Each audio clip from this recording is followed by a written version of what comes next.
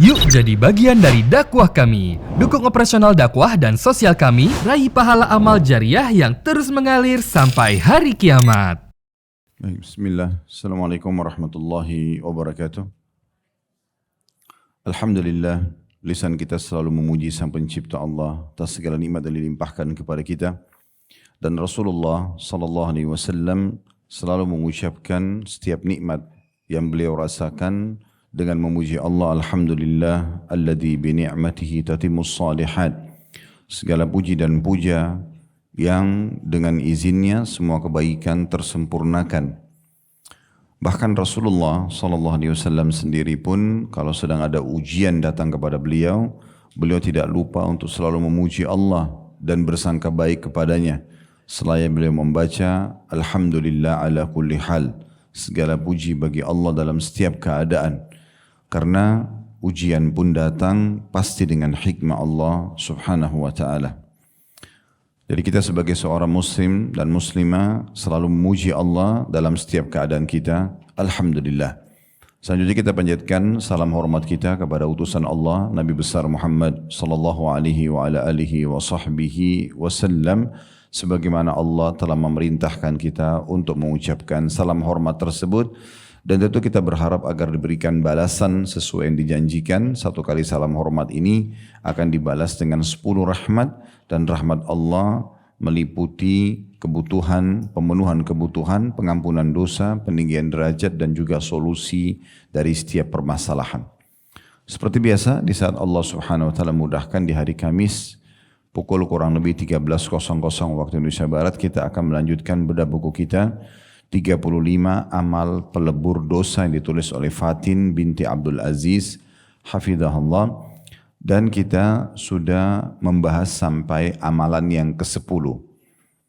Yang ke-10 terakhir adalah menyingkirkan sesuatu yang membahayakan dari tengah jalan. Kesempatan ini insyaAllah kita akan bahas poin atau amalan yang ke-11 yang bisa melebur dosa-dosa setiap muslim, yaitu menyayangi binatang. Kita akan bahas dulu judul ini. Masalah menyayangi dalam Islam adalah bagian daripada perintah Allah secara umum. Menyayangi sama manusia, menyayangi seluruh makhluk Allah subhanahu wa ta'ala. Apakah itu hewan-hewan, tumbuhan, bahkan tidak membuat kerusakan pada benda-benda juga yang tidak butuh untuk dirusak. Itu termasuk bentuk kasih sayang, dan ini sifat khasnya seorang muslim. Memang dia penyayang. Lawan penyayang berarti tidak emosional, ya, tidak gegabah dalam mengambil keputusan, tidak selalu menyusun strategi balas dendam, ya, sehingga selalu dalam pikirannya bagaimana selalu membalas kejahatan orang dengan kejahatan. Tapi mereka lebih memilih untuk berkasih sayang, merangkul siapapun yang menjadi orang-orang yang telah menjadi musuhnya. Justru dia berharap agar bisa mendapatkan hidayah. Itu yang dicontohkan oleh Nabi alaihi salatu wassalam. Beliau sallallahu alaihi wasallam sangat gembira pada saat mendapati ada tokoh Quraisy yang dulunya membenci Islam lalu masuk Islam. Bagaimana Nabi SAW gembiranya dengan masuk Islamnya Abu Sufyan yang dulunya membenci sekali Islam. Begitu juga dengan masuk Islamnya Khalid bin Walid, masuk Islamnya Amr bin As, kemudian masuk Islamnya juga tokoh-tokoh ya, di kota Madinah. Semua itu membuat Nabi SAW gembira. Karena bagi seorang muslim adalah bagaimana orang yang tadinya melakukan kejahatan itu mendapatkan hidayah dan berubah menjadi orang yang lebih baik dari sebelumnya. Dan daripada hanya sekedar balas dendam, misalnya ada orang yang berbuat kejahatan kepada kita, kita mengatakan, ya Allah binasakan dia, ya Allah butakan matanya misalnya, atau apalah. Maka itu murni balas dendam. Kalau kita terzalimi, Allah akan kabulkan itu. Tapi setelah itu selesai. Tidak akan ada sesuatu yang bisa kita dapatkan. Sangat beda halnya dengan kalau kita justru mendahulukan keimanan kita.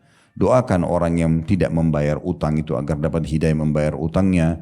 Doakan agar orang yang terus mengganggu kita, menyakiti kita agar diberikan hidayah dan menyadari kesalahannya. Doakan orang-orang yang membenci Islam agar mereka dapat hidayah dan masuk Islam. dan seterusnya. Kapan Allah Subhanahu wa taala terima doa tersebut dan akhirnya mereka dapat hidayah, maka kita akan mendapatkan dua hal di situ. Kita mendapatkan orang ini akan memberhentikan serangan-serangan buruknya kepada kita atau kepada Islam. Lalu kemudian juga kita akan panen pahala semenjak dia mendapatkan hidayah itu. Jadi ini poin yang berhubungan dengan masalah sayang dan saling menyayangi. Di sini saling menyayangi teman-teman sekalian, kalau umum tadi, kalau yang khusus ini juga perlu difahami adalah menyayangi orang-orang yang bisa memunculkan rasa cinta seperti kepada pasangan hidup, kepada kedua orang tua, kepada anak-anak. Nah, cuma ini ada batasannya. Ini tidak boleh dilakukan kepada orang-orang yang belum Allah izinkan. Secara umum boleh kita menyayangi dalam arti kata kita tidak berharap tertimpa musibah pada dia atau supaya dia dapat hidayah. Tapi kalau ada hubungan khusus ini hanya kepada orang-orang yang Allah izinkan saja. Itu lingkupnya. Kemudian kalau selain manusia, ini masih dalam judul kita, selain manusia, kita disuruh selalu berkasih sayang juga pada hewan-hewan misalnya. Nah ini perlu difahami ya, menyayangi hewan bukan berarti harus memeliharanya. Jangan difahami menyayangi hewan berarti kita sekarang pulang dari sini terus kita sibuk di rumah kita penuh dengan segala jenis hewan yang kita pelihara. Bukan sedang membahas masalah pemeliharaan hewan. Menyayangi bukan memelihara. Menyayangi artinya tidak mengganggu, tidak menyakiti, ya. Memberikan haknya hewan-hewan tersebut sebagaimana dalil yang akan kita bacakan sebentar lagi insyaallah. Misalnya kita temukan hewan yang kehausan, yang kelaparan, lalu kita berikan kepada hewan tersebut kebutuhannya misalnya, tanpa harus memeliharanya. Nah itu yang dimaksud dengan menyayangi. Jadi saya ulangi lagi, bukan menyayangi dengan cara memelihara. Karena kalau memelihara itu berapa banyak yang akan kita pelihara? Seekor kucing kah? Atau 10 ekor kucing atau 100 ekor kucing misalnya. Yang benar adalah kita menyayangi dengan cara memberikan perhatian. Kita misalnya lihat di pinggir jalan ada seekor kucing lagi mencari induknya misalnya. Kemudian kita lihat dari kejauhan ada induk kucing mungkin yang tidak dijangkau oleh mata anak kucing ini, kita kemudian bawa mendekatkan si anak tadi kepada ibunya misalnya. Atau kita temukan ada hewan yang kelihatan, misalnya hewan itu haus, lapar, lalu kita berikan makanan. Nah itu yang dimaksud dengan menyayangi di sini. Itu yang dimaksud dengan menyayangi di sini. Dan ini juga ada batasan dalam menyayangi hewan, kalau hewan-hewan itu dasarnya dibolehkan untuk dibunuh. Ya. Ada hewan yang boleh untuk dibunuh. Ya. Beda hewan yang disembelih ya. Dibunuh ini berarti memang dimatikan tanpa harus dimakan gitu ya. Karena itu nanti akan ada hewan-hewan tersendiri berhubungan dengan masalah ini. Sebagaimana sabda Nabi SAW tentang berhubungan dengan 5 jenis hewan yang dianjurkan untuk dibunuh. Khamsun minad dawabi kulluhunna fasiqun yuqtalna fil harami. Dalam riwayat lain dikatakan wal hillah. Maksudnya adalah 5 jenis hewan semuanya adalah hewan-hewan yang berbahaya, hewan buruk yang harusnya dibunuh. Baik atau termasuk di wilayah haram. Wilayah haram itu kayak Mekah, Madinah. Itu kan kalau dalam hadis tentang kemuliaan 2 wilayah ini nggak boleh dibunuh hewannya, nggak boleh dicabut pohonnya. Tetapi ada pengecualian 5 jenis hewan ini. Kata Nabi SAW yang pertama adalah al-ghurab. Dan ghurab itu maksudnya burung gagak. Ya. Kemudian yang kedua wal-hida'ah. Ini adalah burung Raja Wali. Kalau terjemahan kita. Yang ketiga wal aqrab. Kalajengking. Yang keempat wal fa'rah. Tikus. Kemudian wal kalbul aqur. Yang kelima adalah anjing yang ganas. Suka menyerang. Orang tidak buat salah pun selalu diganggu. Nah itu hadis ini riwayat Bukhari. Ini hewan-hewan yang dibolehkan untuk dibunuh. Dalam riwayat lain tentang masalah cicak. Ya. Di mana Nabi SAW mengatakan siapa yang membunuh cicak itu, maka dia akan mendapatkan 100 pahala. Nah, tentu banyak jabaran para ulama tentang kenapa, gitu kan. Tapi yang jelas tanpa ada bahasan kenapa pun kita sebagai seorang muslim menjalankan saja. Aisyah radhiyallahu anha pernah punya sebuah cambuk khusus untuk membunuh cicak misalnya. Nah itu yang disebutkan di dalam hadis. Ya. Ada juga riwayat yang lain menyebutkan tentang masalah ular. Ya. Ular pun dianjurkan untuk dibunuh, hanya saja ada tata caranya,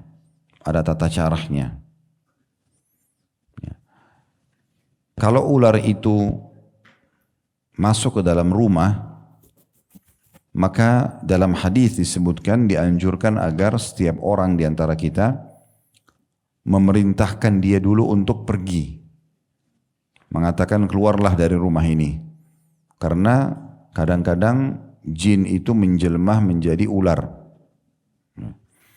Jadi dengan kita bahasakan pergilah, maka berarti dia golongan jin yang disuruh pergi, dia akan keluar dari rumah. Tapi kalau tidak, dia tidak mau keluar, berarti memang dia murni hewan, dan di saat itu kita bisa minta tolong siapa yang bisa mengambilnya. Tapi kalau dia berbahaya maka boleh dibunuh, gitu ya. Nah ini pengecualian. Baik, kita akan masuk teman-teman sekalian membaca apa yang ditulis oleh penulis di sini berhubungan dengan masalah menyayangi hewan. Saya berharap tadi poin-poin ini sudah bisa difahami ya dalam pembukaan kita tadi. Jadi menyayangi berarti tidak menyakiti, ya, tidak mengganggu, dan memberikan apa yang merupakan kebutuhan dia tanpa bicara masalah memelihara. Karena sebagian orang salah faham dengan masalah ini ya. Mereka memelihara, akhirnya malah mengganggu hewan tersebut, membatasi ya, gerak-geriknya. Bahkan kadang-kadang sampai menyiksa, sebagaimana akan kita jelaskan ya, hadisnya tentang masalah bahayanya menyiksa hewan itu. Ada larangan keras dari Nabi SAW. Jadi lebih aman untuk tidak memelihara hewan, gitu kan. Kalaupun ada hewan yang harus dipelihara, maka itu namanya hewan ternak. Hewan ternak itu misalnya sapi, unta, kambing, ayam, itu pun karena memang untuk kebutuhan atau untuk bisnis, ya dibisniskan misalnya. Karena kita ada Idul Adha, ya. Ada juga kebutuhan orang untuk ya bisnis misalnya kayak tambak untuk ikan misalnya ya. Atau kalau ada orang dia menghiasi rumahnya dengan akuarium ikan dan dibuat yang bagus ikan itu, mungkin masih ada pendapat-pendapat yang membolehkan masalah itu ya. Tapi kalau sampai hewan itu yang mengotori rumah, najis ya dan segala macam, apalagi hewan yang dasarnya dilarang untuk dipelihara dalam rumah seperti anjing misalnya, karena dalam hadis Nabi SAW mengatakan salah satu rumah yang tidak dimasuki malaikat selain rumah yang ada patungnya adalah yang ada anjingnya. Ya. Maka kita alihkan saja, ya. Tidak perlu harus memelihara hewan ini. Tetapi tetap tidak menutup kemungkinan kalau misalnya kita temukan ada seekor anjing di luar rumah, walaupun dia tidak boleh dipelihara di rumah, dia kehausan, terus kita memberikan minum, itu tidak ada masalah, itu ada pahalanya. Karena kan masuk dalam masalah menyayanginya. Ya. Kecuali tadi hewan-hewan yang disuruh bunuh ya. Disuruh bunuh itu ada pengecualian.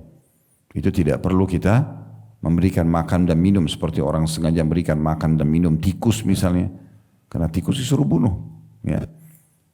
Atau tadi Raja Wali, burung gagak, ya, kalajengking. Ya, ini semua tidak boleh dipelihara secara mutlak dan memang harusnya dibunuh. Tidak perlu juga kita berbagi makanan gitu kan. Cuma ada batasannya ya. Kata Nabi SAW, Allah memerintahkan kalian berbuat baik dalam setiap keadaan kalian. Termasuk kalau kalian membunuh, bunuhlah dengan cara yang santun. Jadi nggak boleh misalnya tikus itu dimasukkan dalam perangkat, habis itu disiramin air panas misalnya. Misal contoh, oh tikus ini banyak merusak furniture saya nih, digebukin gitu kan. Nggak, kalau dia dipukul untuk membuat dia mati, oke. Tapi kalau karena dendam marah nggak boleh. Ya, seperti itu gambarannya. Baik, kita akan bacakan apa yang ditulis oleh penulis ini di halaman 32. Masalah amalan ke-11 pelebur dosa-dosa, yaitu menyayangi binatang. Dari hadis Abu Hurairah radhiyallahu anhu, dia berkata, sungguhnya Rasulullah sallallahu alaihi wasallam bersabda, "Baina rajulun yamshi ishtadda alaihi al-'atash, fanazala bi'ran fashariba minha, thumma kharaja fa idza huwa bikalbin yalhathu ya'kulu ath-thara min al-'atash." فقال لقد بلغ هذا مثل الذي بلغ بي فملأ خفه ثم أمسك بفيه ثم رقي فسقى الكلب فشكر الله له فغفر له قالوا يا رسول الله وإن لنا في البهائم أجرا قال في كل ذي كبد رطبة أجر. Terjemahannya, pada saat seseorang sedang berjalan. Tadi saya berharap kalau saya baca bahasa Arabnya tetap Bapak Ibu perhatikan ya. Bisa dilihat tata cara bacanya gitu. Pada saat seseorang berjalan, kata Nabi SAW, dia merasa kehausan. Ini kisah tentang orang sebelum kita. Nabi SAW gambarkan ada seseorang pernah berjalan, dia kehausan. Lalu dia turun ke sumur untuk mengambil minum. Tak kala ia keluar, dia keluar dan melihat seekor anjing sedang menjulurkan lidahnya menjilat-jilat tanah karena kehausan. Maka dia berkata, anjing ini mengalami seperti yang ku alami, maksudnya haus juga. Lalu dia memenuhi sepatunya dengan air dan mengangkatnya dengan mulutnya, maksudnya dia mencopot satu sepatunya, dia turun ke sumur, diisi air karena wadah yang paling mudah pada saat itu, karena belum ada juga wadah di sumur itu tidak ada wadah untuk bisa mengambil air dengan timba atau yang sejenisnya, maka dia mencopot sepatunya, diisi air, lalu dia gigit dengan mulutnya. Maksudnya adalah untuk naik ke dinding dari bawah sumur ke atas sumur itu dia harus menjamah dinding sumur dengan kedua tangan dan kedua kakinya, maka dia butuh menggigit sepatu itu yang ada isi airnya untuk dibawa ke atas gitu. Lalu ia naik dan memberi minum anjing tersebut. Maka Allah pun berterima kasih kepadanya dan mengampuni dosa-dosanya. Para sahabat bertanya, wahai Rasulullah, apakah kita akan mendapatkan pahala atas kebaikan kita terhadap binatang? Maka Nabi SAW menjawab, pada setiap hati yang masih basah ada pahala. Maksudnya hewan-hewan yang hidup begini pun bukan benda mati, ada pahalanya. Allah berterima kasih kepadanya dan mengampuninya, tanda kutip. Makna potongan hadis ini adalah maksudnya Allah menerima amalnya. Tadi dia sedekah dengan air kepada anjing tersebut, memberi pahala dan mengampuni dosa-dosanya karena kebaikan pada hewan tadi. Kalimat tanda kutip setiap hati yang masih basah dari hadis, karena pada saat sahabat tanya, ya Rasulullah, apakah kami akan mendapatkan pahala dari hewan-hewan? Kata Nabi SAW, di setiap hati yang basah ada pahala. Maksudnya adalah setiap binatang yang masih hidup. Binatang hidup disebut dengan berhati basah karena kalau mati hati dan tubuhnya mengering. Itu maknanya. Dari hadis ini juga teman-teman sekalian, kita bisa coba ambil faedah dulu dari hadis ini. Faedah yang pertama adalah bagaimana pentingnya setiap orang menanamkan rasa sayang dalam hatinya. Yang dia dahulukan, dia penuhi hatinya dengan rasa sayang, rasa kasihan, rasa peduli. Ya. Semua itu masuk dalam satu kata, cinta sosial, suka berbagi, dermawan. Ya. Bahkan sampai kepada hewan. Jadi kalau hewan saja kita bisa dapat pahala seperti ini, bagaimana dengan manusia? Sungguh saya tidak bisa membayangkan bagaimana kerasnya hati seseorang pada saat dia lihat ada seorang yang fakir, yang miskin, mengulurkan tangan, minta, dia masih bisa lewatkan kendaraannya tanpa memberi. Mungkin orang itu haus, orang itu lapar, apalagi membawa anak.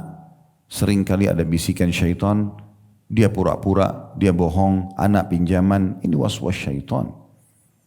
Tugas kita, kalau di depan mata kesempatan beramal soleh, eksekusi, langsung dijalankan.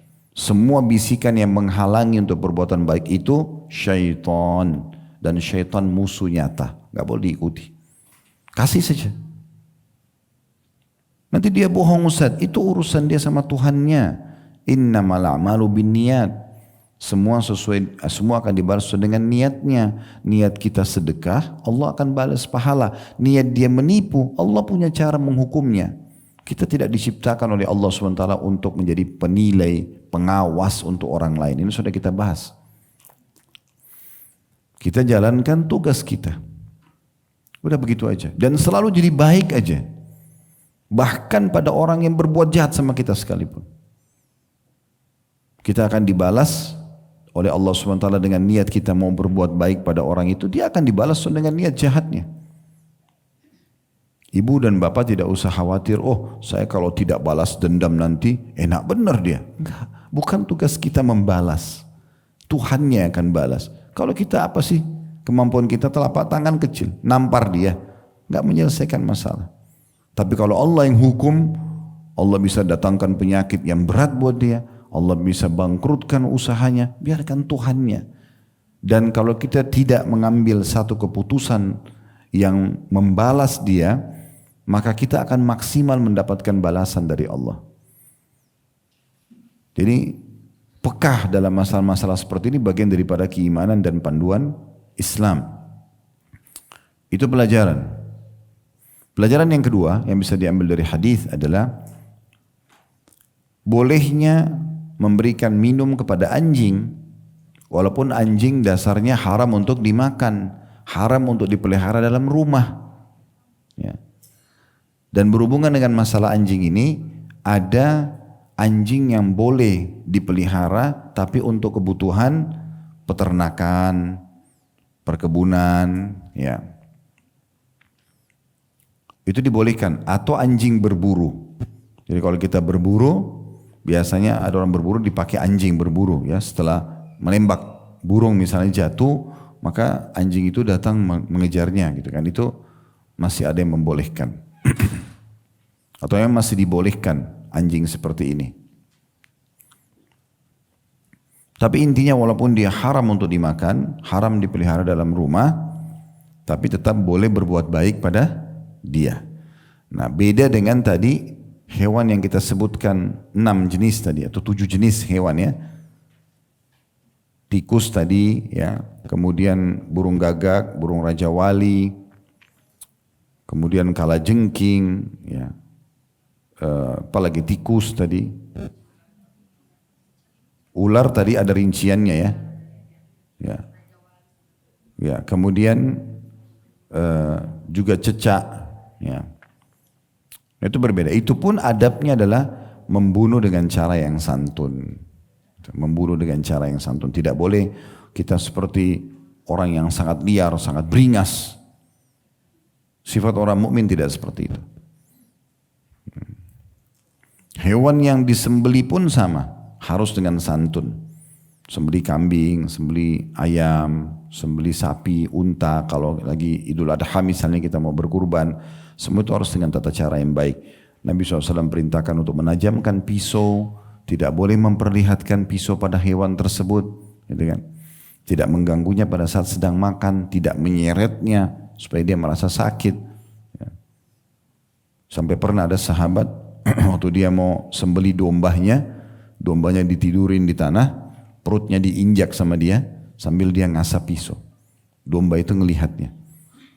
Waktu Nabi SAW lewat, Nabi mengatakan, apa kau ingin membunuhnya 2 kali? Kenapa harus seperti ini? Kenapa kau enggak asap pisau ini sebelumnya? Sembunyikan ditenangkan hewan tersebut, kemudian disembelih seakan-akan dia tidak menyadarinya. Nah begitu bentuknya. Dalam sembelihan pun, padahal hewan itu sebentar lagi kita akan cincang-cincang juga dagingnya, gitu kan? Akan dikuliti kulitnya, tapi tetap dibuat dia mati dulu dengan tenang, baru kemudian kita proses. Nah seperti itu bentuk kasih sayang yang luar biasa dalam Islam. Itu pelajaran yang kedua. Pelajaran yang ketiga dari hadis adalah pentingnya seseorang itu mengejar pengampunan dan juga rasa syukur kepada Allah Subhanahu wa taala. Terbukti orang ini mendapatkan pengampunan dengan dia memberikan minum anjing tadi. Dan salah satu sifat mulia Allah adalah Allah Maha menilai pengorbanan hambanya. Tidak usah khawatir kalau tidak ada yang puji Bapak Ibu dalam perbuatan baik kita, atau orang yang sedang kita beri tidak berterima kasih, nggak penting buat kita. Pujian manusia sepanjang lidahnya, nggak penting. Balasan dari Allah yang kita kejar. Dan sering kali datang ujian-ujian. Di antara ujian terhadap harta adalah kalau kita memberi orang tidak berterima kasih, kita berikan utang tidak dibayar, itu ujian hartanya. Ya udah itu. Sebagaimana nikmat sedang datang kita syukuri, ini ujian sedang datang kita bersabar. Menerima keputusan Allah Subhanahu wa taala. Sambil ikhtiar oke. Tapi kita menerima keputusan Allah Subhanahu wa taala. Dan tidak ada sesuatu yang lebih mahal teman-teman sekalian dibandingkan pengampunan dosa. Karena sumber permasalahan kita adalah semuanya dosa. Kapan dosa itu dimaafkan sama Allah, berarti kita akan menerima fasilitas yang sudah Allah berikan kepada orang yang tidak berdosa, ya. Sekaligus juga kita akan selamat dari hukuman yang bisa menimpa kita karena dosa tersebut. Pelajaran yang keempat yang terakhir adalah Allah memberikan pahala kita di setiap yang memiliki ya, jantung atau hati, ya, hati yang basah, maksudnya yang masih hidup. Ya. Sebagian ulama ada yang menambahkan dalam masalah ini pohon-pohon, tumbuh-tumbuhan. Jadi nggak boleh Bapak Ibu iseng berdiri di bawah sebuah pohon sengaja cabutin daunnya. Itu kalau kayak manusia dijewer. Ngapain cabut daunnya? Untuk apa?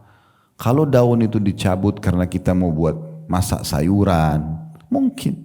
Daun bidara untuk dipakai ruqyah, mungkin. Itu pun dengan cara yang baik, gitu kan. Tapi ada orang kadang-kadang iseng gitu. Tidak ada salahnya pohon itu, tapi sengaja dibakarlah, diganggu, kenapa gitu? Itu juga makhluknya Allah Subhanahu wa taala. Allah ciptakan.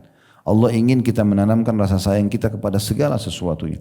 Bahkan yang luar biasa, saya pernah temukan sebuah riwayat dari Umar radhiyallahu anhu, saking penyayangnya beliau sampai beliau sayang dengan tanah. Tanah benda mati kalau bagi kita. Dalam satu riwayat, waktu umat Islam sudah menguasai Mesir di tahun 20 Hijriah, dipimpin oleh Amr bin As radhiyallahu anhu, itu dibawa kekuasaannya Umar bin Khattab. Beliau berkuasa dari tahun 13 sampai tahun 23 Hijriah. Di tahun 20, 3 tahun sebelum beliau meninggal, radhiyallahu anhu, itu pasukan Muslim dipimpin Amr bin As menembus Mesir dan menguasai Mesir pada saat itu. Amr bin As ini orang yang adil, diangkat sebagai wali kota pada saat itulah, kalau kita wali kota sekarang atau gubernur di wilayah Mesir, Afrika Utara. Beliau memperhatikan kebutuhan masyarakat. Nah, salah satunya adalah sumber minum masyarakat di kota Kairo dan sekitar Mesir itu adalah Sungai Nil. Pernah dengar Sungai Nil ya? Sungai Nil. Dari Sungai Nil. Nah, beliau melihat ternyata orang menuju ke Sungai Nil itu untuk mengambil air cukup jauh jaraknya. Cukup jauh.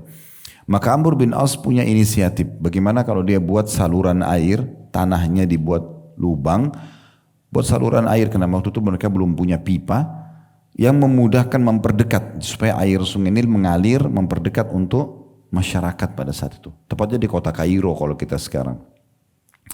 Namun beliau tahu patuh kepada pemimpin wajib, maka beliau izin dulu. Izin kepada Umar bin Khattab, boleh enggak saya ingin membuat saluran air, gitu kan? Menggali tanah, buat seperti saluran air bisa mengalir, mempermudah masyarakat untuk supaya nggak terlalu jauh jalan menuju ke Sungai Nil. Apalagi mereka harus pikul air sendiri atau pikulkan ke untanya atau kudanya. Maka jawaban Umar unik sekali. Mungkin pada masa itu orang belum terlalu memahaminya. Tapi karena kasih sayang dalam hatinya luar biasa, dia mengatakan, wahai Amr, dijawab ini jauh ya. Perjalanan dari Madinah ke Mesir itu jauh, mungkin bisa sebulan menggunakan kuda pada saat itu. Maka dia mengatakan, dia jawab, wahai Amr, saya khawatir engkau membebankan tanah di atas kapasitasnya. Kalau kamu gali nanti itu, nanti tanah itu mampu nggak sih nampung air untuk yang selalu lalang di atasnya?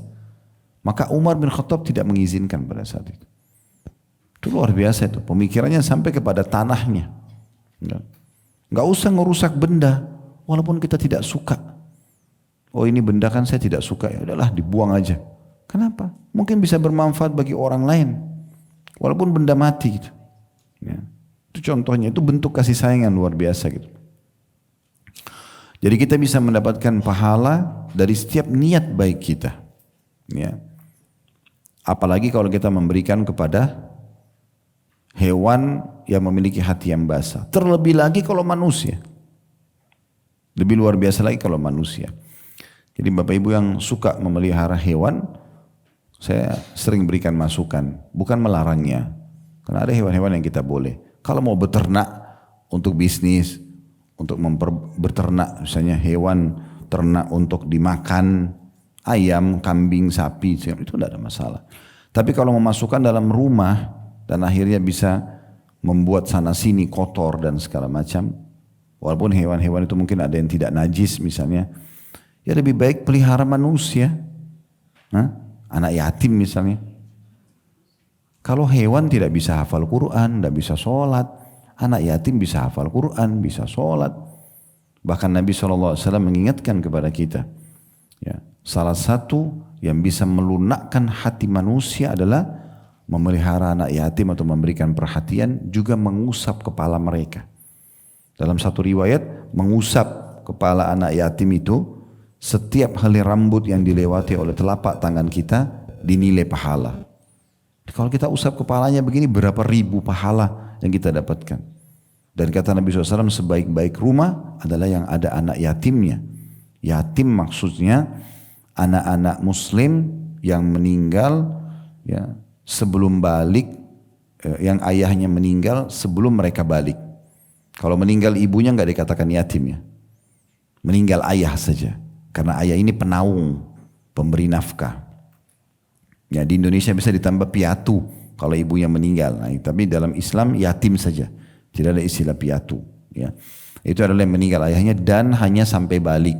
Jadi nggak boleh nenek-nenek, kakek-kakek ngaku yatim. Bantu saya yatim. Ini dari mana? Kadang-kadang orang begitu ya. Ini anak yatim, anaknya sudah besar, udah kuliah. Yatim dari mana? Yatim itu sebelum balik. Karena itu sebelum balik. Ya. Jadi itu sangat baik. Ya. Kita bisa sekolahkan. Artinya manfaatnya lebih banyak. Ya, manfaatnya lebih banyak. Hadis yang kedua yang diangkat oleh beliau adalah hadis Abu Hurairah radhiyallahu anhu riwayat Imam Muslim. Dia berkata Rasulullah SAW bersabda, "Anna imra'atan bagiyan ra'at kalban fi yawmin harrin yatifu bi bi'r qad adla'a lisanahu min al-'atash fanaza'at lahu bimuqiha faghafara laha." Ada seorang wanita pelacur melihat anjing sedang mengelilingi sumur pada suatu hari yang sangat panas dan menjulurkan lidahnya karena kehausan. Lalu dia melepas sepatunya dan memenuhinya dengan air lalu memberi minum anjing tersebut. Maka Allah Subhanahu wa taala mengampuni dosanya. Dosa zina, dosa besar bisa dimaafkan dengan berbuat baik pada hewan. Bagaimana kalau manusia? Gitu loh. Makanya saya bilang Bapak Ibu sekalian, coba renungi dan lunakkan hati. Jangan sampai ada satu manusia pun yang minta kita tolak. Salah satu ciri Nabi Muhammad SAW kalau diminta beliau kasih. Dal innamal a'malu binniyat. Semua sesuai dengan niatnya. Niat kita sedekah kita dapat pahala. Niat dia menipu dia dihukum sama Allah. Bukan kita. Tidak usah mulai segala sesuatu dengan sangka buruk. Oh ini bohong, oh ini menipu, ini minta terus. Masalah minta terus itu ujian kita. Itu ujian harta. Salah satu ujian harta, Seringnya orang minta bantuan. Kalau kita lolos, oke, justru kita rangkul, baiklah kebutuhannya apa, saya penuhi. Setiap bulan saya akan kasih. Justru kita jadikan dia sebagai kantong pahala kita, lulus tuh. Makin besar rezekinya akan datang. Tapi kalau kita marah-marah, berkeluh susah, kita pernah bahas di bab sedekah ya. Masih ingat waktu kita baca surah Al-Baqarah ayat 161 sampai 174, tidak boleh menyakiti perasaan si penerima. Kan? Tidak boleh menyebut-nyebutnya. Kan gitu. Itu ujian harta. Kita akan diuji oleh Allah Subhanahu wa taala.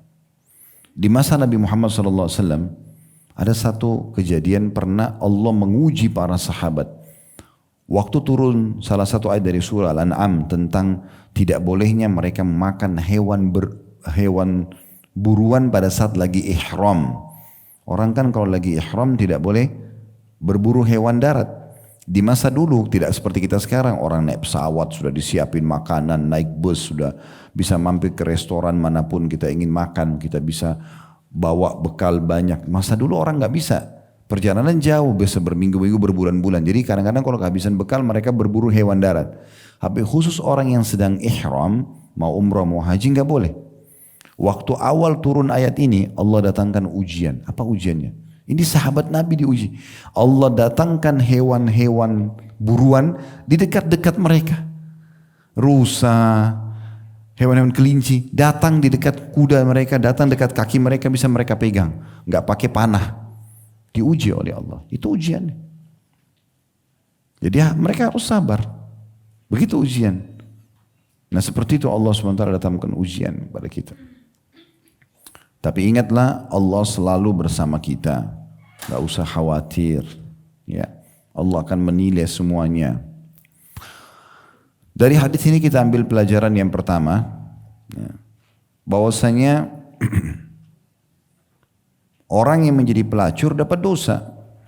Itu pelajaran. Bukan berarti orang, oh di sini hadisnya pelacur. Kasih minum anjing yang haus diampuni dosanya. Enggak, perbuatan pelacuran haram. Laki-laki atau perempuan, dua-duanya tidak boleh. Si orang yang mau melakukan atau orang yang menjadi objeknya, dua-duanya nggak boleh. Menyiapkan fasilitasnya, menyewakan tempatnya nggak boleh. Menunjukkan saja alamatnya nggak boleh. Semua panen dosanya, nggak boleh. Karena kata Nabi SAW, sampai menunjukkan pada kebaikan dia akan dapat pahala orang yang mengikutinya, dan sampai menunjukkan pada keburukan dia akan dapat dosanya. Jadi nggak boleh. Pelajaran yang kedua, bahwasanya rahmat Allah luas. Allah bisa mengampuni dosa-dosa hambanya tergantung kadar keikhlasan hamba itu dalam melakukan kebaikan. Bahkan terkadang perbuatan yang mungkin dianggap remeh ternyata bisa mengampuni dosa kita. Pekah ini, pekah Bapak Ibu sekalian. Pengajian seperti ini itu sudah cukup harus masuk di telinga kanan, nyantol di hatinya. Jangan keluar telinga kiri lagi. Oh iya saya dengar, oh begitu. Udah selesai bubar, nggak diamalin, enggak, jangan. Mulai sekarang kalau bubar ada orang minta kasih, ada orang yang butuh, jadikan kantong pahala kita. Gak usah peduli dia bohong atau tidak, itu bukan urusan. Orang itu minta terus, justru bantu dia jadikan sebagai kantong pahala kita. Justru begitu. Kalau tidak ada orang miskin yang minta, kira-kira kita mau dapat pahala dari mana? Gitu. Kan gitu. Sempit sekali nanti lingkupnya kalau kita hanya bisa saling membantu sama-sama orang kaya. Dalam dua hadis ini, dikatakan sih dalam dua hadis ini sangat dianjurkan berbuat baik kepada seluruh makhluk sampai terhadap binatang. Karena dengan kebaikan ini seseorang akan mendapatkan pahala yang sangat besar. Disayangi dan diampuni dosanya oleh Allah Subhanahu wa taala. Yang paling berharga bagi seorang muslim, cinta, kasih sayang dan rahmat Tuhannya Allah. Bapak Ibu mau resep sederhana? Suami misalnya, mau suaminya sayang, sederhana. Jalin hubungan yang baik dengan Allah. Allah akan buat hatinya lunak menyayangi kita. Gitu.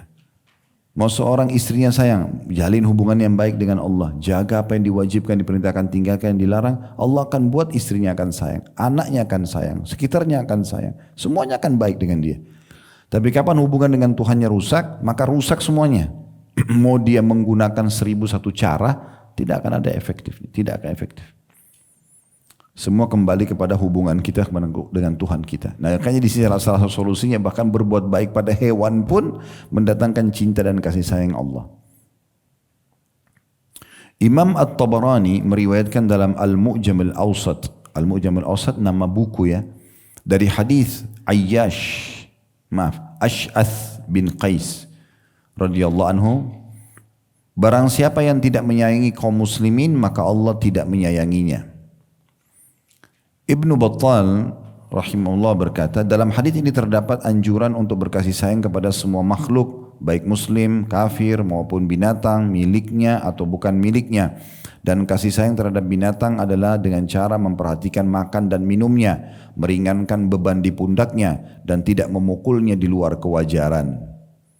Nah, di sini ada tambahan faedah disebutkan oleh Ibnu Battal juga termasuk berbuat baik dengan orang kafir. Nah, itu juga penting di garis bawah itu. Walaupun kita Indonesia mayoritas muslim, tidak ada dalam Islam kita disuruh, ini tetangga saya kafir nih, matikan aja lampunya, padamkan listriknya, gangguin aja, parkir sembarangan depan rumahnya. Enggak boleh. Enggak boleh mengganggu orang. Umumnya hadis Nabi SAW, ya, man la yarham la yurham, siapa yang tidak mengasihi maka tidak akan dikasihi oleh Allah, termasuk pada orang kafir. Dan kita harus bijaksana ya. Kalau ada orang berbuat satu kesalahan pada kita, kita fokus kepada kesalahan dia saja. Jangan kita pukul rata semuanya orang ini buruk. Misalnya ada orang menggibah kita, salah dia digibah. Gak ada hubungannya dengan fisiknya, gak ada hubungannya dengan pekerjaannya, gak ada hubungannya dengan yang lainnya. Kita harus bijaksana, dia sedang menggibah kita. Baik, sekarang kalau dia datang, dia minta maaf, atau setelah kita nasihatin dia terima, clear. Gak usah benci semuanya orang. Saya pernah berikan gambaran supaya mudah difahami ke makanan ya. Masih ingat, kalau kita makan ikan amis, yang kita tidak suka apanya? Amisnya. Kalau ikannya, orang ini tidak akan makan ikan selamanya. Padahal belum tentu ikan lain amis. Kita makan jeruk asam, yang tidak disukai apanya? Asamnya, bukan jeruknya. Karena kalau jeruknya kita tidak akan makan jeruk selamanya, kan begitu. Nah sama orang, kalau ada satu kesalahannya, sifatnya tidak baik, itu aja. Bukan fisiknya, bukan keluarganya. Ini enggak musuhin dia, musuhin keluarganya, semuanya kacau ini. Kenapa harus seperti itu? Bijaksana. Sehingga kalau perbuatan buruknya sudah ditinggalkan, clear. Ada orang benci Islam, tapi setelah dia masuk Islam, dia enggak benci lagi. Selesai. Kita rangkul dia. Begitu yang diajarkan Nabi SAW. Hindun itu, istri Abu Sufyan, dialah yang menyuruh untuk membelah dadanya Hamzah di perang Uhud. Dia yang memotivasi pasukan Quraisy untuk memerangi muslimin. Coba bayangin, luar biasa bencinya. Waktu pasukan muslimin sudah mengepung di sekitar Mekah, ya, mengepung sekitar Mekah, udah sampai di pintu gerbang Mekah, Abu Sufyan suaminya tahu. Abu Sufyan lihat ketemu muslimin. Dan dia tahu ini pasukan 10.000 kalau masuk besok di Mekah, hancur di Mekah. Dia masuk Islam, Abu Sufyan, dia masuk ke Mekah, dia sampaikan kepada orang-orang Quraisy. Ini di luar ini, pintu gerbang sudah pasukan muslimin. Kita belum punya persiapan, gak bisa melawan. Udah masuk Islam aja. Apa kata Hindun, istrinya? Ini orang pendusta nih, suaminya sendiri. Bunuh aja dia. Jahat banget itu, luar biasa. Sampai kata Nabi SAW ada 10 orang, kata Nabi SAW kepada pasukan muslim, kalau kalian temui di Mekah boleh dibunuh. Salah satunya Hindun. Karena jahatnya dengan Islam. Tapi subhanallah, waktu pasukan muslimin masuk ke Mekah dan menguasai, dari 10 orang ini mungkin yang terbunuh 2 atau 3. Sisanya sempat menyembunyikan diri, diantaranya Hindun. Waktu dilihat Mekah sudah dikuasai dengan pasukan, dia pakai cadar ditutup, kemudian dia coba menyelinap masuk di antara wanita-wanita Mekah yang mau datang untuk masuk Islam. Nabi SAW lagi duduk di depannya para wanita, Nabi membaiat mereka, mengambil janji setia mereka. Ya. Janji setianya itu supaya mereka tidak berzina, mereka tidak mencuri, mereka enggak bunuh anak-anak mereka, gitu kan. Nah, di Mekah waktu itu, Bapak Ibu sekalian, kaum wanita, kalau yang dari orang-orang yang terhormat bukan budak, mereka mustahil berzina. Bagi mereka mustahil berzina. Yang berzina itu cuma budak-budak wanita. Kalau wanita mulia tidak, walaupun suaminya jahat, dia tidak berzina. Begitu keyakinan mereka pada saat itu. Itu positif saja. Intinya, waktu Nabi SAW bilang pada para wanita, dan kalian tidak boleh berzina. Maka Hindun tidak sengaja di antara kerumunan wanita, dia ngomong dari belakang, ya Rasulullah, apakah ada wanita yang bebas berzina? Karena bagi dia nggak masuk di akalnya gitu. Maka kata Nabi SAW, Hindun, karena Hindun ini salah satu orang yang ditarget untuk dibunuh gitu. Apa kata Hindun pada saat itu? Asyhadu an la ilaha illallah wa anna Muhammad Rasulullah. Dia tahu kalau dia masuk Islam dia selamat, gak dibunuh. Apa yang terjadi? Nabi bilang panggil pasukan, bunuh saja wanita ini karena dia pendosa. Nabi SAW senyum, menyambut masuk Islamnya. Karena kebencian dia selama ini hanya karena dia belum faham Islam. Begitu lapangnya dada Nabi SAW. Bagi beliau adalah orang ini dapat hidayah, jadi baik mulai sekarang. Nah itu. Oh ini orang pernah gosip. Gosip dianggap sebagai satu musibah besar dalam hidupnya. Mungkin orang itu tiba-tiba dapat hidayah jadi baik. Dan akhirnya dia yang menyebarkan dakwah di sana sini. Berapa banyak orang dapat hidayah begitu. Nabi SAW ini orang yang membelah dada pamannya di Uhud. Allah sudah mengizinkan untuk membunuhnya. Beliau masih bisa memaafkan. Karena bagi beliau yang penting orang ini dapat hidayah. Nah itulah. Kita menginginkan kebaikan. Begitu harus hati seorang muslim. Baik, kalau ada orang yang sengaja menyiksa hewan, maka sebaliknya tadi kan kalau dia buat baik dia dapat pengampunan, dapat surga. Kalau orang sengaja menyiksa hewan, maka itu akan menyebabkan justru dia masuk ke dalam neraka. Dihukum oleh Allah Subhanahu wa taala. Walaupun hewan itu tidak bisa membalas. Ya. Misalnya ada kucing lagi lewat, Bapak Ibu iseng tendangin. Kucing gak bisa melawan, cuma bisa teriak. Ingat Tuhan kita sama. Tuhan kita Allah, Tuhan kucing itu Allah. Allah Maha Adil. Allah punya cara menghukum kita. Nanti kita jalan di jalan yang bagus, rata, tidak ada masalah, sepatunya juga baru, keselio. Bisa saja. Kenapa hukuman karena tendang kucing kemarin? Bisa Allah datangkan itu. Dalam sebuah hadis Bukhari Muslim disebutkan, ini sudah tidak ada di buku kita, ini tambahan informasi ya.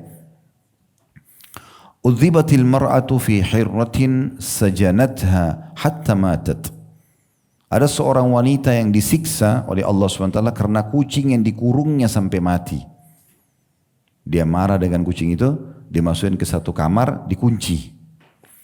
Fadakhalat fiha an-nar, maka dia dimasukkan dalam api neraka karena kucing itu. La hiya at'amatha, dia pada saat mengurung tidak memberi makan, wasaqatha, tidak memberi minum, idh habasatha, pada saat dia mengurungnya, wala hiya tarakatha ta'kulu min khasyasil ard, bahkan dia tidak membiarkan kucing itu untuk makan dari serangga tanah. Kosong ruangan itu, dibiarin dihukum. Apa dosanya kucing itu? Kenapa sejahat itu gitu? Ya. Ini juga sekaligus kita ingatkan sebagai ibu-ibu tentang masalah anak itu amanah. Jangan selalu disiksa, cubit, jewer kupingnya. Anak belajar, saatnya belajar. Sampaikan baik-baik, nasihatin baik-baik, doakan baik-baik. Ya. Kita bukan diciptakan, dijadikan status ibunya atau ayahnya untuk menyiksa anak itu. Ya. Untuk mendidiknya, membesarkannya. Berapa banyak anak-anak yang tadinya nakal, tapi karena ibu dan ayahnya sabar, mendidiknya dengan baik, besar menjadi orang yang sangat bakti. Itu poin. Baik, ada hal yang ingin saya tambahkan dalam masalah ini, penting sekali, dan saya berharap Bapak Ibu memiliki buku ini ya. Buku ini sudah kami bedah sebenarnya di YouTube. Isinya 900 lebih halaman ya. Tepatnya buku ini 976, 975 halaman. Semuanya sudah saya bedah. Dari awal sampai akhir. Kecuali satu bab warisan aja. Ini saya selalu sarankan Bapak Ibu punya di rumah. Dijadikan sebagai kamus Islam. Karena apapun Bapak Ibu mau di buku ini ada. Ada bab tentang akidah, bagaimana mengenal Allah. Ada bab tentang adab, tata krama. Ada bab tentang akhlak, karakter-karakter Islam. Ada bab tentang fikih ibadah, sholat, dan seterusnya. Ada fikih muamalah. Ya. Maksudnya fikih muamalah itu tentang jihad, tentang jual beli. Ini lengkap, hampir 1000 halaman. Harganya tidak seberapa ini. Saya tidak tahu pas harganya, tapi mungkin tidak akan lebih dari harga makan siangnya Bapak Ibu. Buku ini saya sarankan untuk semua, bukan cuma jemaah kita di sini, semua jemaah saya yang sudah ikutin di medsos dan di pengajian offline ataupun online untuk punya buku ini. Namanya Minhajul Muslim. Ya, ya kalau sudah alhamdulillah. Kalau yang belum punya, saya usahakan bisa dimiliki ya. Saya juga sudah minta sama teman-teman tim untuk menyiapkan di depan untuk mempermudah. Dan nanti kalaupun sudah punya, bisa dibeli untuk dihadiahkan kepada keluarga, kolega, teman-teman. Ini buku sangat bagus. Kalau lagi ada perkawinan, ini buku yang paling layak dikasih untuk pengantin. Kasih buku ini sama sejadah misalnya. Nah ini buku yang bagus sekali. Nah di situ, di buku ini saya akan bacakan di bab adabnya, ada adab terhadap hewan. Ada adab terhadap hewan ya. Di halaman 211 saya akan bacakan. Kata Syekh Abu Bakar Jazair rahimahullah, seorang muslim beranggapan bahwa kebanyakan hewan adalah makhluk mulia. Maka dari itu ia menyayanginya karena Allah sayang kepada mereka dan ia selalu berpegang teguh kepada etika dan adab-adab berikut ini. Ini adab kepada hewan menurut Syekh Abu Bakar Jazair rahimahullah. Yang pertama, memberinya makan dan minum apabila hewan itu lapar dan haus. Karena Rasulullah SAW bersabda, fi kulli dhati kabidin harrati ajr. Pada setiap yang mempunyai hati yang bisa kehausan terhadap pahala dengan berbuat baik padanya. Hadis riwayat Bukhari. Kemudian juga hadis man la yarham la yurham. Barang siapa yang tidak berbelas kasih niscaya tidak dibelas kasihi. Hadis Bukhari juga. Kemudian kata Nabi SAW hadis selanjutnya, irhamu man fil ardi yarhamkum man fis sama. Sayangilah siapa saja yang ada di bumi ini, niscaya zat yang ada di langit akan menyayangimu. Hadis Bukhari Muslim. Ini poin pertama. Memberikan makan dan minum hewan yang lapar. Adab yang kedua, menyayangi dan mengasihinya. Sebab Rasulullah SAW telah bersabda kepada para sahabat yang menjadikan burung sebagai sasaran memanah. Jadi pernah ada sahabat sengaja taruh burung untuk jadikan latihan memanah, sasaran memanah. Beda kalau kita burung lagi terbang, kita berburu untuk dimakan, itu boleh. Tapi kalau ditaruh, diikat, jadi sasaran panah, enggak boleh. Kata Nabi SAW, la'anallahu man ittakhadha syai'in fihi ruhun gharada. Allah melaknat orang yang menjadikan sesuatu yang bernyawa sebagai sasaran. Manusia sengaja ditaruh, pasti sasaran, enggak boleh. Beliau juga hadis ini diriwayatkan Bukhari Muslim. Beliau juga telah melarang mengurung atau mengikat binatang ternak untuk dibunuh dengan dipanah atau ditombak dan sejenisnya.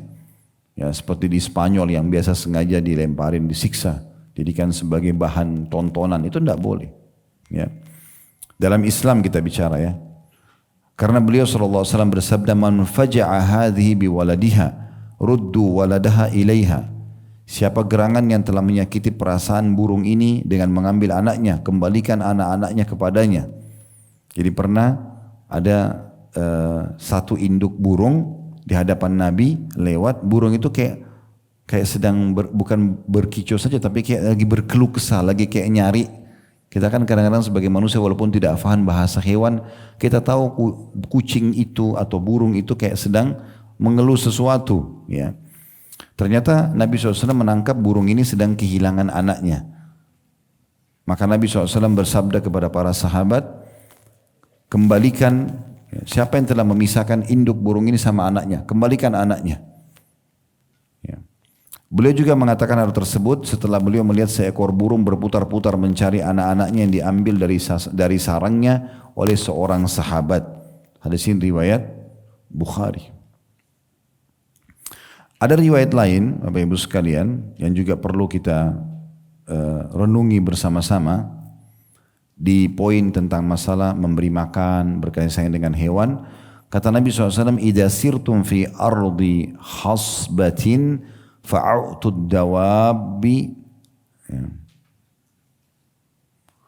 fa'u'tud dawabba hadzaha. Wa idza sirtum fi ardi majdabatin fanju 'alaiha. Artinya hadis ini riwayat Al-Bazzar dengan hadis dengan sanad sahih. Kata Nabi SAW, apabila kalian melakukan perjalanan di tanah yang subur, maka berilah binatang tunggangan haknya. Mampir di situ sejenak, biarkan dia makan, biarkan dia minum, kemudian baru lanjutkan perjalanan. Dan apabila kalian berada di tanah yang tandus, percepatlah perjalanan. Supaya jangan hewan itu haus, nanti butuh tidak ada air. Percepat perjalanan. Juga dalam sebuah hadis, ya, ini hadis sahih tentang mukjizat Allah Subhanahu wa taala kepada Nabi Muhammad sallallahu alaihi wasallam. Beliau bisa memahami bahasa hewan. Beliau bisa memahami bahasa hewan. Hadis ini hadis sahih diriwayatkan oleh Abu Daud. Hadis ini disebutkan dari Abdullah bin Ja'far radhiyallahu anhu, fadakhala haitan lirajulil ansar fa idza jamal falamma ra'a an-nabiy sallallahu alaihi wasallam hanna wa dharafat aynahu. Satu hari pernah Nabi SAW masuk ke dalam satu perkebunan milik orang Ansar, perkebunan kurma. Kemudian Nabi SAW melihat seekor unta. Yang unta itu pada saat melihat Nabi SAW tiba-tiba bersuara seperti ngomong dengan Nabi dan melinangkan air mata. Untanya nangis, gitu kan. Fa'atahu Nabi sallallahu alaihi wasallam famasaha dhifrahu fasakat. Maka Nabi sallallahu alaihi wasallam mendekati unta tadi, kemudian mengusap bagian belakang kepalanya, dan akhirnya unta itu pun diam. Faqal, maka Nabi SAW bersabda, Man rabbu hadzal jamal, liman hadzal jamal. Siapa pemilik unta ini? Ya. Maka faja'a fatan minal ansari faqal, datanglah seorang anak muda dari Ansar seraya berkata, Li ya Rasulullah, unta ini milikku, wahai Rasulullah. Faqal, maka Nabi SAW mengatakan, Afala tattakillaha fi hadhil bahimati allati mallakakallahu iyaha. Kenapa engkau tidak bertakwa kepada Allah, takut kepada Allah terhadap hewan ini yang telah Allah jadikan sebagai milikmu? Yang membuat hewan ini jadi milikmu adalah Allah. Kenapa kau tidak bertakwa sama Allah? Maksudnya takut kepada Allah, ya, terhadap hewan ini. Kata Nabi SAW, فَإِنَّهُ شَكَى إِلَيَّ أَنَّهُ تُجِعُهُ وَتُدَائِبُهُ. Sesungguhnya hewan ini mengeluh, annaka tuji'uhu, bahwasanya engkau, ya, memukulnya atau membuatnya kelaparan, maaf. Dan juga tud'ibuhu. Tud'ibuhu ini maksudnya membuatnya lelah. Di sini kita bisa dalam riwayat ini bagaimana Nabi alaihi salatu wassalam menegur pemilik unta tadi karena terlalu membebankan di luar kapasitasnya dan menyiksa hewan itu. Menyiksa hewan itu. Dan jangan lupa teman-teman sekalian, semua nanti akan ada hisabnya pada hari kiamat. Hati-hati. Termasuk dari hewan-hewan ini, ya. Umar bin Khattab radhiyallahu anhu pernah melihat seseorang sengaja memikulkan di atas untanya barang-barang di atas kemampuannya. Kelihatan sekali ini bebannya berat, gitu kan, di atas unta. Maka Umar memukul pemilik unta tersebut sebagai hukuman. Dan beliau mengatakan, mengapa kamu mengangkut barang di atas untamu sesuatu yang dia tidak mampu melakukannya. Jadi Umar sebagai pemimpin itu menghukum. Pernah dengar sahabat Abu Darda radhiyallahu anhu? Pernah dengar nama ini? Ya. Abu Darda ini punya seekor unta, dia kasih nama Dimun. Ya. Dia pernah bilang pada saat beliau mau meninggal, dia bicara sama untanya. Abu Darda bilang sama untanya, Wahai Dimun, jangan kau mengadukanku besok di hari kiamat di sisi Rabbku. Aku tidak pernah membebanimu kecuali apa yang kamu mampu saja. Ini athar sahih. Dia bicara sama hewannya, jangan sampai nanti kamu hari kiamat tuntut aku di depan Allah. Apalagi manusia, kita bisa bayangkan ya kalau muamalah mereka sama hewan begini, bagaimana dengan manusia gitu.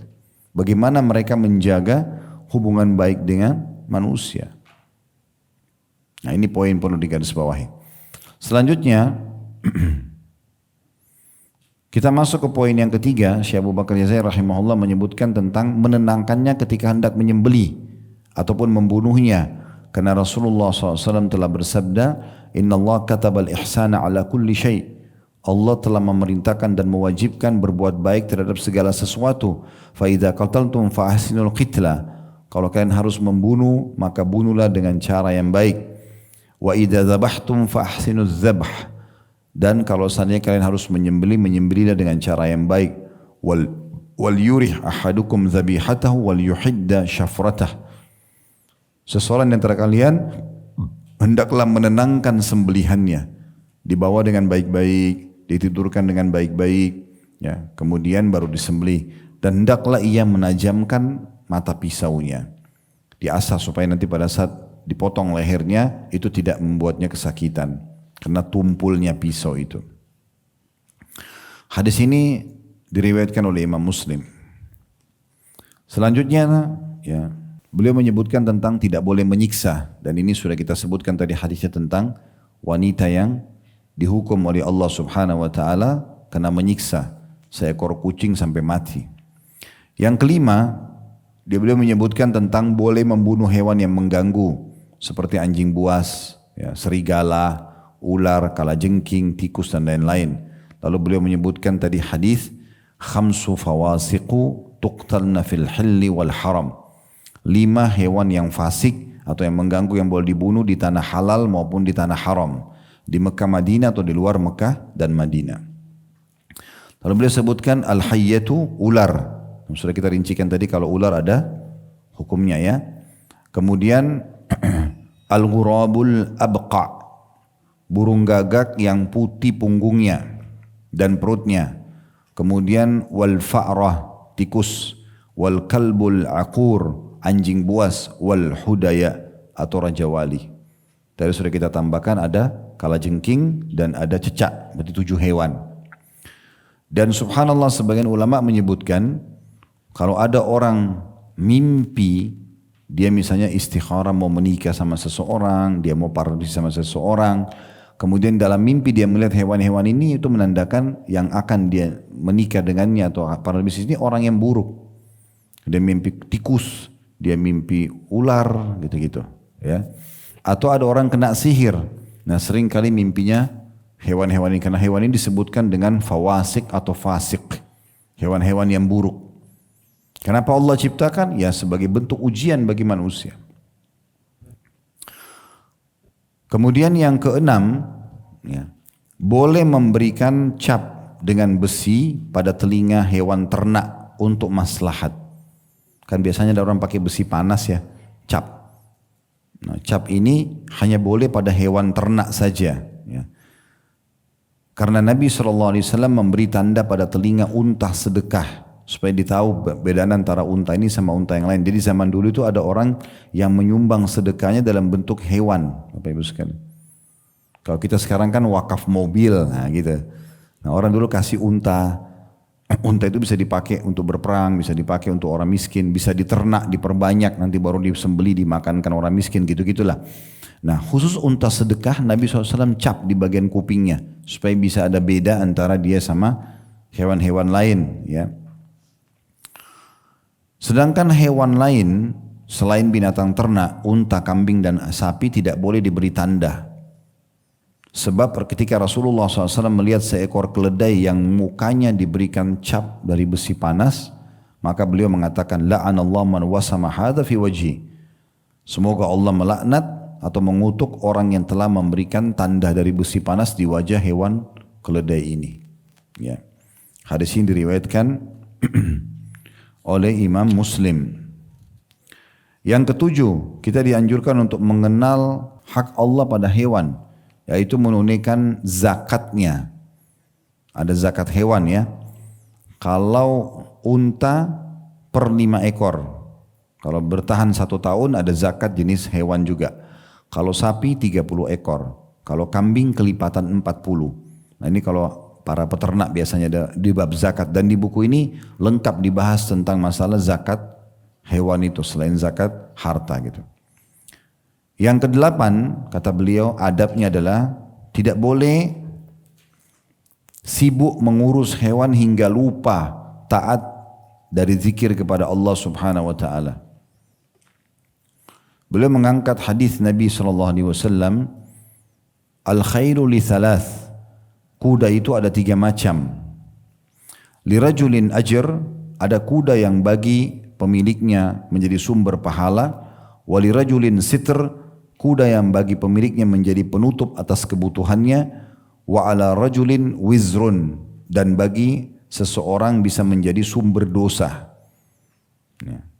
Lalu beliau rincikan, farajulun rabataha fi sabilillah fa'atala laha fi marjin aw rawdah fama asabat fi tiyaliha dzalika minal marji aw ar-rawdati kanat lahu hasanat. Kalau golongan pertama yang mana kuda itu menjadi sumber pahala bagi pemiliknya adalah seseorang yang menambat kudanya di jalan Allah. Dia persiapkan, dia rawat untuk berperang di jalan Allah. Ia banyak berdiam di padang rumput atau di kebun, karena kan ditambat, dipelihara, ditaruh. Maka apa saja yang dimakan oleh kuda itu di kandangnya, rumput, ya, tanaman-tanaman, oleh kuda itu selama diikat di padang rumput atau di kebun itu, maka pemiliknya mendapat pahala-pahala kebaikan. Jadi dari makanan kudanya saja dapat pahala gitu. Walau annaha qata'at tiyaluha fastannat syarafan aw syarafaini kanat atharuha wa arwathuha hasanatin lahu. Dan seandainya talinya yang dipakai ikat kuda itu putus, kemudian dia pun melarikan diri, mendaki 1 atau 2 tempat tinggi, maka jejak-jejak kakinya kuda tadi dan kotoran-kotorannya yang jatuh menjadi pahala bagi pemilik kuda tadi. Karena dia niatnya asalnya kudanya ini untuk di jalan Allah gitu. Walau annaha marrat binahrin fasharibat walam yurid an yasqiyaha kana dzalika lahu hasanatin wa hiya lidzalika ar-rajulu ajr. Dan kalau seandainya kuda itu mampir, ya, kemudian dia minum di sebuah sungai, maka secara otomatis, ya, juga akan menjadi sumber pahala bagi pemiliknya, walaupun dia tadinya tidak niat untuk memberinya minum.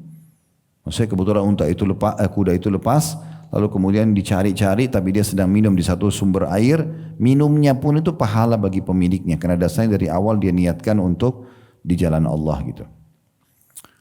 Kemudian dikatakan, warajulun rabataha taganniyan wa ta'affufan walam yansa haqqallah fi riqabiha wala zuhuriha fahiya lahu sitrun.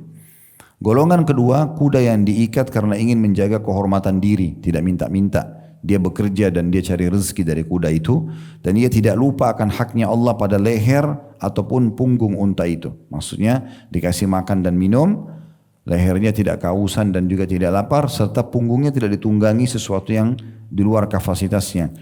Maka kuda itu, ya, akan menjadi sitr, akan menjadi pemenuh kebutuhan dia. Dan yang ketiga, warajulun rabataha fakhran wa riya'an wa niwa'an li ahli Islam fahiya alaihi wazr atau wizr. Dan kuda yang ketiga adalah seseorang yang menambat hanya untuk berbangga diri, pamer-pamer, riya, dan memerangi umat Islam, maka itu akan menjadi sumber dosa baginya. Hadis ini diriwayatkan oleh Bukhari. Ya. Jadi ini yang disebutkan oleh Syekh Abu Bakar Jazair rahimahullah, ada kurang lebih 8 adab terhadap hewan. Ya, ada 8 terhadap hewan gitu ya. Juga perlu kita tambahkan di sini di poin atau tambahan yang lain selain Syekh Abu Bakar Jazair, ada sebuah hadis yang menarik juga untuk dibacakan, riwayat Ahmad dan disahihkan oleh Syekh Albani. Kata Nabi SAW, irkabu hadhihi dawabba salimatan. wa aitadi'uha salima wa la tattakhiduha karasi. Naikilah atau tunggangi binatang itu dalam keadaan baik. Tidak memukulnya, tidak sengaja loncat dengan kasar di atasnya. Naikin dengan cara yang baik, kata Nabi SAW. Biarkan ia dalam keadaan baik, tenang maksudnya. Biasa aja, jangan kamu jadikan dia sebagai kursi. Maksudnya, kata para ulama adalah dilarang seseorang sengaja duduk berlama-lama di punggung binatang tunggangannya hanya untuk bincang-bincang sama temannya saja. Sementara hewan itu berdiri, ya, menanggung beban di atas punggungnya. Ini begitu luar biasa perhatian Islam, ya. Berbeda kalau seandainya dia sedang ada hajat, misalnya dia lagi berperang, dia lagi pergi ke satu tempat, lagi perjalanan jauh, itu lain. Atau misalnya dia sedang haji. Ya, kalau lagi haji zaman dulu orang menunggangi unta, wukuf di Arafah, Nabi SAW di atas untanya. Diambil dari kitab Faidul Qadir, jilid 1 halaman 611. Mar'i al-Hambali rahimahullah berkata, pemilik binatang wajib memberikan makan dan minumannya. Jika dia tidak mau memberinya, dipaksa oleh penguasa untuk memberinya. Ini hukum syar'inya. Kalau ada orang punya pelihara hewan tapi tidak mau dikasih makan, penguasa boleh turun tangan, paksa dia untuk memberikan makanan. Ya. Apabila dia tetap menolak atau sudah tidak mampu lagi memberi hak binatang, ia dipaksa untuk menjualnya atau menyewakannya atau menyembelihnya jika hewan tersebut termasuk yang halal dagingnya. Diharamkan baginya mengutuk binatang, mengatakan sial kamu. Nggak boleh membahasakan itu ke hewannya. Termasuk ini nggak boleh kita bahasakan ke rezeki yang Allah berikan, ya, ke pasangan hidup, ke anak, ke rumah, ke pakaian, ke peralatan, gitu ya. Ada orang kena jengkel sama seseorang, handphonenya jadi pelampiasan. Apa hubungannya handphone? Salahnya apa? Ya. Membebarinya dengan sesuatu yang memberatkan, memerah susunya sampai memudaratkan anaknya, memukul dan memberi cap pada wajahnya. Diharamkan pula menyembelinya apabila tidak untuk dimakan. Hanya untuk dijadikan bahan mainan aja, sembeli dibuang aja. Ya, itu semua hukumnya tidak boleh. Itu dibahas oleh para ulama fikih. Ada lagi yang lebih sensitif. Ibnu As-Subki rahimahullah berkata, ketika menyebutkan tentang tukang bangunan yang biasa menembok dengan tanah dan semisalnya. Ya. Beliau mengatakan termasuk kewajiban tukang bangunan ialah tidak menembok suatu tempat kecuali setelah memeriksanya. Apakah ada binatang atau tidak. Engkau sering melihat kebanyakan pekerja bangunan itu terburu-buru menembok, terkadang mengenai sesuatu yang tidak boleh dibunuh kecuali untuk dimakan, seperti burung kecil dan semisalnya. Dia membunuh binatang itu dan memasukkannya ke dalam lumpur tembok, dan dengan demikian ia telah berkhianat kepada Allah dari sisi binatang tersebut. Ini sensitif sekali bahasanya gitu. Yang terakhir adalah perkataan Syekh Abu Ali bin Rahal. Beliau berkata, terjemahannya langsung saja, apa yang disebutkan tentang bolehnya mengurung burung dan semisalnya hanyalah apabila tidak ada bentuk menyiksa, membuat lapar dan haus meski tanpa sengaja, atau mengurungnya dengan burung lain yang akan mematuk kepala burung yang sekandang, seperti yang dilakukan oleh ayam-ayam jantan apabila berada di kurungan, sebagaimana mematuk yang lain, ya, sebagian mematuk yang lain, sampai terkadang yang dipatuk itu mati. Ini semua menurut kesepakatan ulama adalah haram. Jadi sengaja mengurung hewan satu jenis, burung sama burung, ayam sama ayam, tapi ini selalu yang satu tersiksa terus oleh temannya, itu nggak boleh. Itu aja hukumnya haram. Ya, dan itu dikatakan disepakati oleh para ulama. Nah ini bahasanya luar biasa gitu ya, berhubungan dengan masalah hewan. Dan sampai sini bahasan kita insya Allah. Terima kasih waktunya. Wassalamualaikum warahmatullahi wabarakatuh.